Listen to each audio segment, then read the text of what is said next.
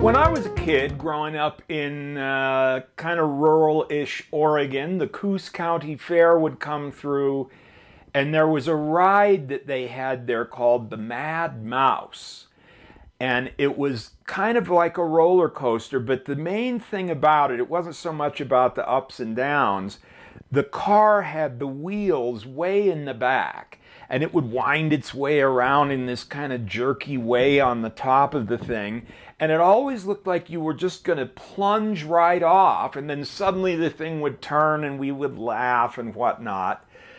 So it was scary because of that, and also because it had been assembled by some carny with a bottle of Ripple in his pocket. I think for a lot of us, when we're playing up-tempo, it feels like we're on the Mad Mouse, like the whole thing could just get away from us and we're scuffling to stay on top of it and so forth.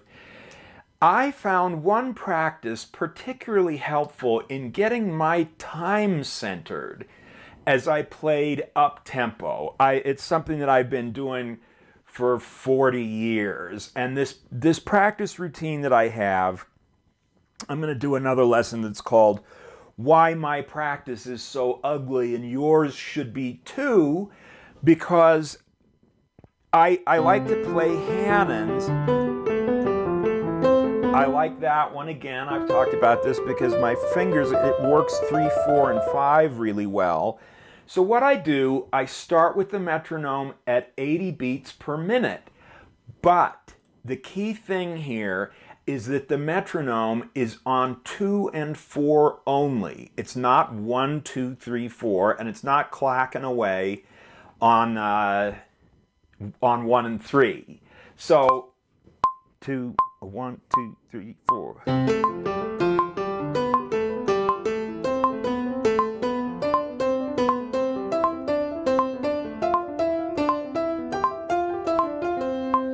That's kind of how I do it. In an ideal world, I would be swinging harder. Those weren't real triplets, but I work on my articulation, punching out those notes between the beats, and doing my best to hide the notes on the beats. And I've talked about this a little bit. I'm probably going to do a lesson on this too, called Why You're Not Swinging Part 2, is because when we're playing like a bebop line, sure sounds better than, like the basic articulation, the home bass should be kind of accenting the offbeats. There's a bunch of reasons about that I'm not going to go into because I want to get to the essence of how I managed to get a lot more settled when I was playing up tempo. So I play that at 80 in C, then I speed it up 4 beats per minute, and I play it in D flat. 2, 1, 2, 3, 4.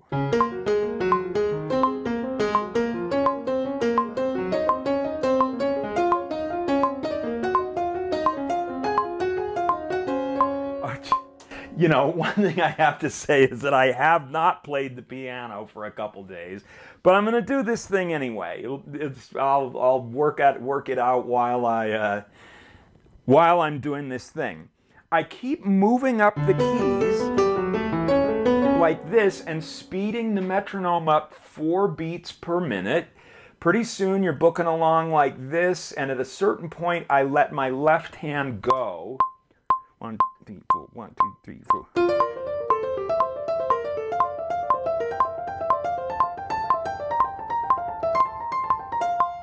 You know, this might explain, I could do it. But usually what I do there is I start to play a tumbao bass line. 1, 2, 3, 4.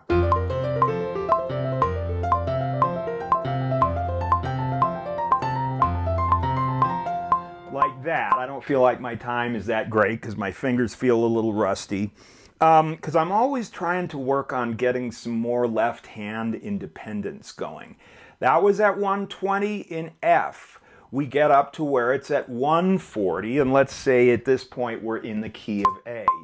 1, 2, 1, 2, 3, 4.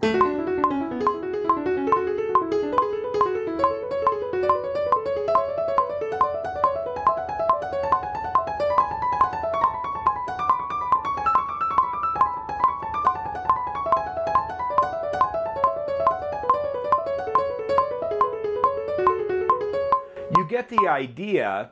I'm kind of constantly, while I do this, especially at the slower speeds, I'm checking myself to make sure that I'm breathing. I've talked about stage fright and how my thing was my shoulders would go like that. So I'm checking my posture, I'm checking my breathing, I'm checking my hand position. This is mindless. You know, I'm not dedicating a bunch of my gray matter to coming up with a melody, so it's a good time to check in with everything else. Are you sitting up straight, you know? Everything, you want to practice being as you would want to be on a gig, and central to that is being relaxed. We keep speeding up the metronome, and typically I cap out at about 160, which, since it's 2 and 4 only, is a tempo of 320 beats per minute. By this point, I'm probably back in C again or something like that. Or beyond, I'm up to E, and that sounds like this.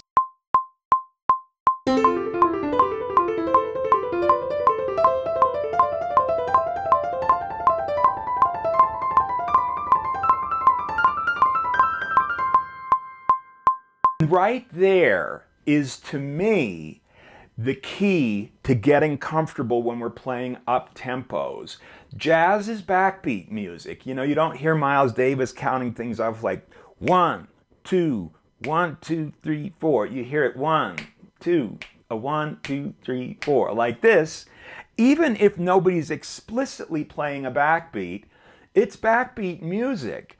And to me, if we get where we can play at that tempo, and I'm going to show you a couple other exercises I do, with the metronome on 2 and 4, now we've got our own time center going. It's easier to play with the metronome on 1 and 3, but that's not the time we're going to be getting. You know, the bass player, probably not at this tempo, but a good bass player is generally kind of pushing 2 and 4 more than 1 and 3, and that's part of where the backbeat comes from. You know, the drummer could be everywhere, but generally ding, dang, da-ding, dang, da-ding is the general idea. You know, and of course it varies widely from that, depending on polyrhythms and so forth, but the basic pulse is that 2 and 4 are the accents, on not just on the drums, but also on the bass. So I get up there playing, and if on a good day, if I've been working my left hand, I do the Hannons with the left hand as well. Then I start working on pentatonic scales. And I just kind of play those up. And I like to do them in this way. I play.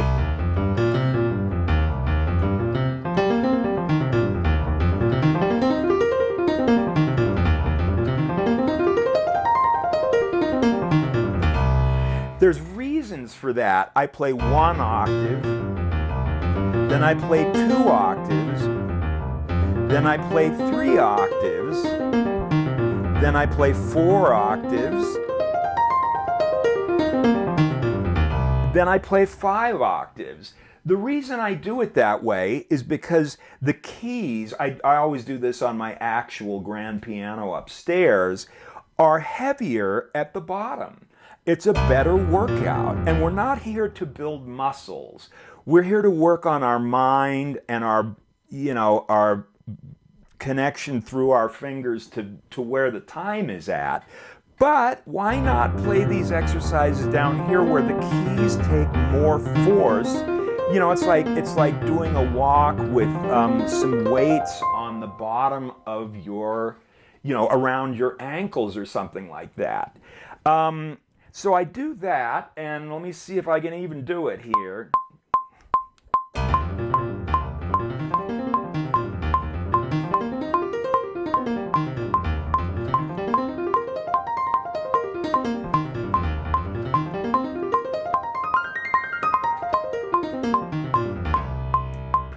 Pretty good for someone who hadn't been practicing. Then I go up to C sharp minor. I keep the metronome at whatever elevated speed I've gotten. I play them. I find that this works the muscles in my hand in a good way. It wakes them up, and it's like, gee, you haven't put any blood through these things, in 3 days or something. Here we go, we're making a demand. The other one I do, and I'm going to put this exercise, I'm going to put a PDF sheet of this on my Patreon page. I think I may have made this one up, but it's probable that a lot of other people use it as well. It's what I call the pentatonic over-under exercise. Playing a C minor pentatonic, I play G, C, B flat, E flat, G, F, C.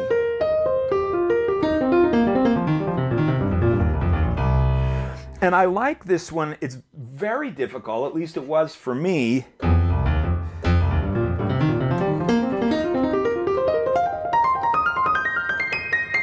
On the way up, especially some of the keys. I don't know why it's so much more difficult. I guess this headed down, like your thumb is helping you out better because you're kind of more likely to land on it or whatever it is. And again, we keep that metronome on 2 and 4. Let me see if I can do this one in my hobbled state.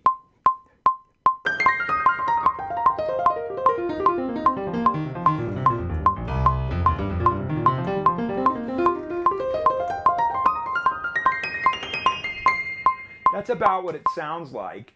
Then I have started adding some little alterations into it.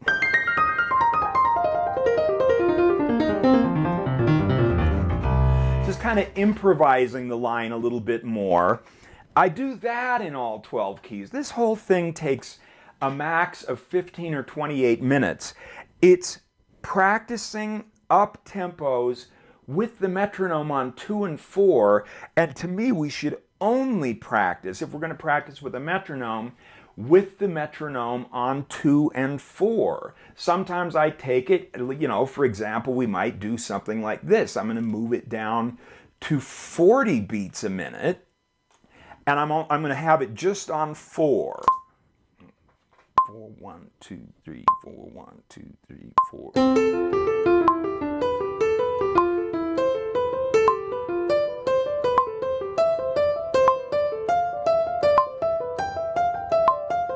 You can hear it, I bobbled it a little bit at the beginning there, but that way we have to carry the time for 4 beats instead of 1 or just 2.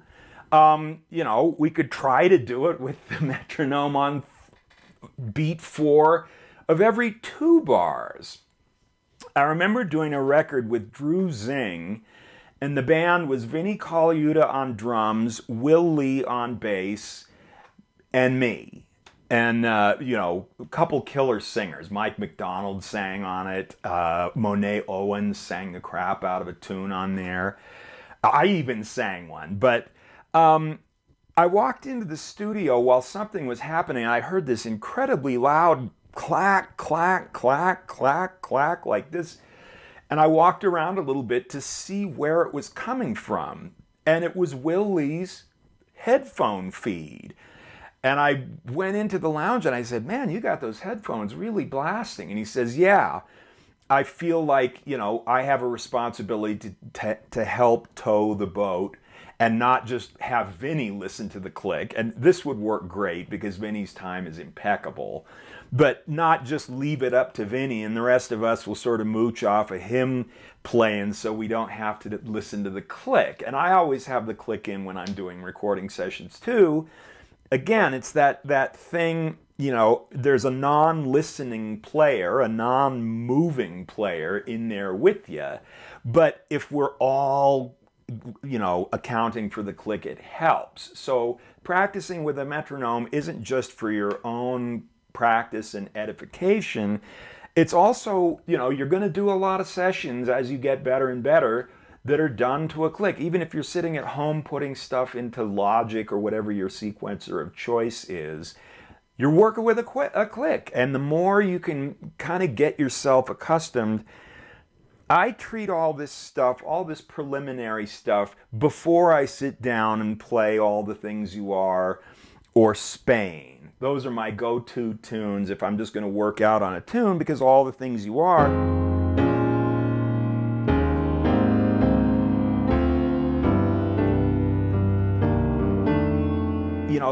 goes through all these different keys, and it's great. You start out in kind of F minor, next thing you know you're in G, and then for a second you're in E, and wanders around. Really good workout for your 2/5s in flat keys. And then Spain, I've just always loved to play on those changes, but I think of that as sort of my sharp key workout. But before I get to those, or whatever the order of the day is, if I have time, I like to practice like this. Last thought, when I was on the road with the Brecker brothers, we would get to these gigs, especially if it was a festival hit, and I didn't have time to do any of this. If we had a sound check, I would always get there super early.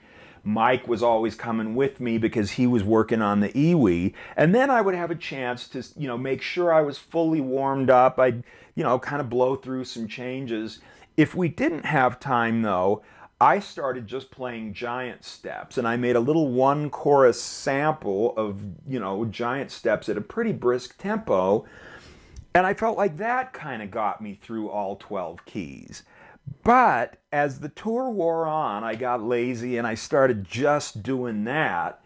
And I realized that I was not as solid if I didn't do this stuff. Work with the metronome in these specific ways before the gig. So I went back to getting there early enough that I could properly warm up in this way. I'm going to do a lesson about Herbie Hancock's warm-ups, which are super interesting. Herbie is, whatever he's doing, we should all be doing it. But for now, see if you can get this to work for you. Some people find it annoying and distracting when they get into using the metronome on 2 and 4, but to me, that's a clear indicator that you should be putting the metronome on 2 and 4. And then, kind of as you work it up, speed it up. If you find yourself accelerating faster than it or dragging behind it, you're right where you need to be, because it's a great way to center time that probably isn't centered if you can't play that fast with the thing on 2 and 4. So that's my wrap. I'm going to put the over-under exercise as a free download on my Patreon page, and I'm going to be creating my own subscription lessons service too. I would be remiss also if I didn't say smash the like button, smash the subscribe button, and smash the bell. But hopefully by the end of the summer or early fall, I am not teaching at ArtistWorks anymore, but I'm going to create my own curriculum and launch my own subscription-based lesson service. And we'll talk about all this kind of stuff there. But that's it for this lesson. I'll see you for the next one.